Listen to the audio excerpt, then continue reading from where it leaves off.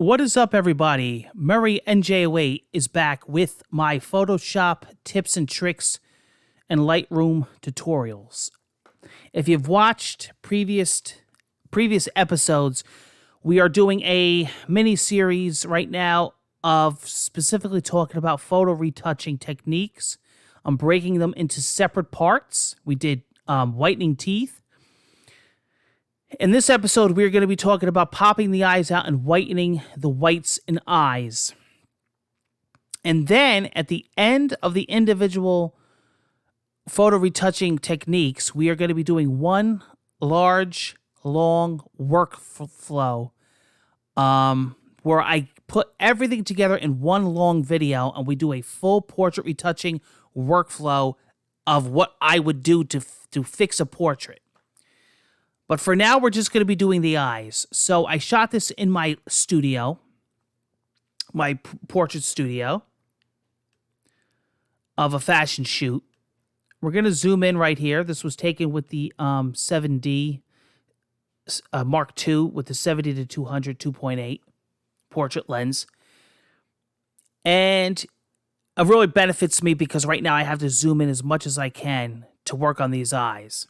We're going to do some eye popping, and the milky whites, we're going to get them nice because we don't want to make them look what I call alien, but we can adjust that later. Okay, so what we're going to do is there's multiple ways to do this. I always say this in the beginning of my tutorials. There is more than one way to do everything in Photoshop, much like a lot of things in life. You could tackle this one way or the other. I like to do things where you save time, but the end result is good or excellent. So a combination of both, especially like when we do our long portrait retouching workflow, you're not going to want to spend an hour on one thing. You're going to want to move on to the next thing, especially if you have a client and you have a lot of, you have a fashion shoot and you have like 10, 20 pictures to work on. What's nice is a lot of these things you can also make what's called an action, and you can record an action to apply to the next image, but you're still going to have some form of input. So I think what we're going to do is for this particular photo, we're going to do what's called a screen blending mode. Blending modes, I've talked about these in the past, especially when the new versions of Photoshop come out. They're always improving these, and now you can preview them. The blending modes are very powerful in Photoshop, and they've come a long way. We're going to duplicate this layer, first of all. So we're going to work non-destructively. And you can get crazy. You can start naming your layers. For this example, I'm not going to, but if I was working for a client, I would. This way I know what layer's what, because you could start having like 15, 20 layers. You got to know what's what. When we do the big portrait retouching project, we're going to do that. But for now, we're going to do the duplicate layer, and we're going to change the blending mode. We're going to change it to, let's see here. We are going to change this blending mode. See how you can preview them now?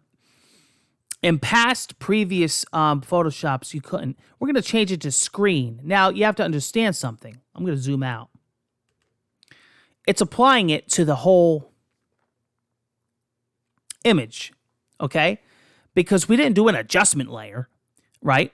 We did a blending mode. So naturally, it's going to apply it to the whole image because it doesn't know where we want to apply it. Well, how do we counter that? How do we specifically say, hey, Photoshop, I want it just in the eyes? It's not going to. So what we're going to do is we are going to add a layer mask. But the problem is that the layer mask is in white. So what we're going to do is we're going to invert it.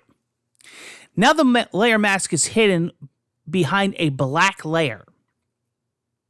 So, any of my Photoshop people out there or graphic designers know how do you paint in a black mask? You paint in white, right? So you make sure that your foreground color is white. You pick your brush. Let's start getting crazy here. Now you can specifically tell Photoshop, hey, listen, I want to paint here, or I want to paint here. And whatever you paint in, of course, white, because the layer mask is black, you're telling Photoshop, I want this and this. Now we're going to be using what's called the bracket keys. You're going to be changing these as you move along. And you're going to be painting that screen in. Now listen, I'm going to be honest with you guys. Normally I would be using a Wacom tablet. That's my best advice to you. And, you know, it's going to be a lot better than using a mouse or a trackpad. But for this demonstration, but like I said, I advise you doing that. Those pens are unreal. They really are. Now, as you can see, I'm not going crazy with staying in the lines, and I'm going to tell you why in a minute. You never want to go beyond the white, and you never want to go into the eyeball or the eyelashes. You actually want to do quite the opposite. So what I would do is I would go back to black and go around the eyeball.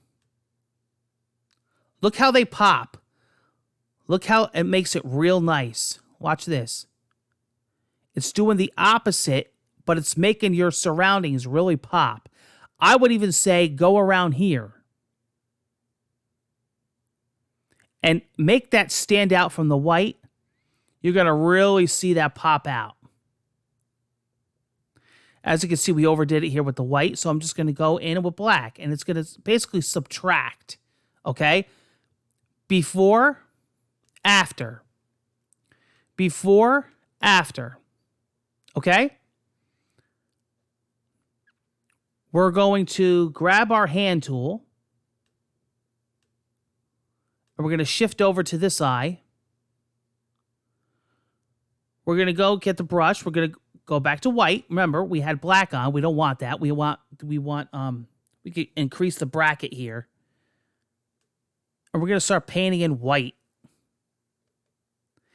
And if it gets to the smaller areas, put those bracket keys back on and get in there, and, you know, you could change your flow, and you could even change your brush if you wanted to. I'm going to undo that.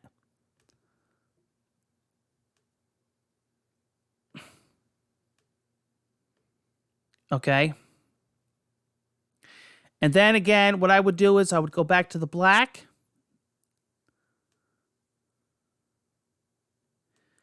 You know, if you were on like a tablet, you would really be able to get in here really good. Look at that. Before and after. Now, I'm going to talk to you about something. This is overdone. This is what they call alien eyes, because it's just too powerful. Okay? This Windows 10 is a joke, isn't it? So, luckily we have what's called an opacity slider. I'm going to be able to dial this down because it's too much. Everything is 100% by default. But I will, now watch, before and after, right? Before, after. I say this a lot when I do these Photoshop tutorials online. I always like to show them off first 100% because a YouTube and the internet and video in general is hard to see sometimes results, especially with sharpness. So I always like to over-exaggerate what I normally would do with percentages just to be able to show you guys the difference. I don't expect you guys to use these high values. I'm only using them because it's easier to show off on the internet. But what I would do is I would, if I was doing this for a client or for whoever, I would go and I would dial this down because this is what they call alien eyes. So we're 100%. I would maybe go and play it by ear. Let's see. What is this? 50% or so? Before, after. Let's zoom out.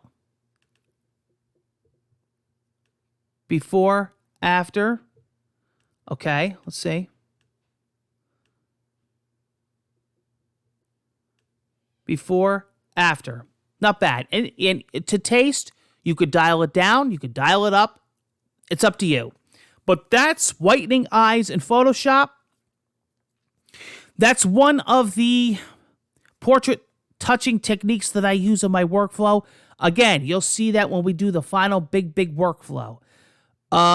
Portrait retouching for me requires whitening the eyes, whitening the teeth, sharpening the eyes, sharpening the hair, and skin blemish removal and skin smoothing. And then, like, if they have jewelry, like the earrings here, the hoop earrings, I might want to sharpen them up. Anything that the eye is going to go to, and anything that's going to be eye-catching. You're going to see that in upcoming videos. We're going to go through the whole portrait retouching. You're going to learn from the best, my friend. And you're going to learn the easiest way and the fastest way. Okay? Thanks, guys, and hope to see you again soon.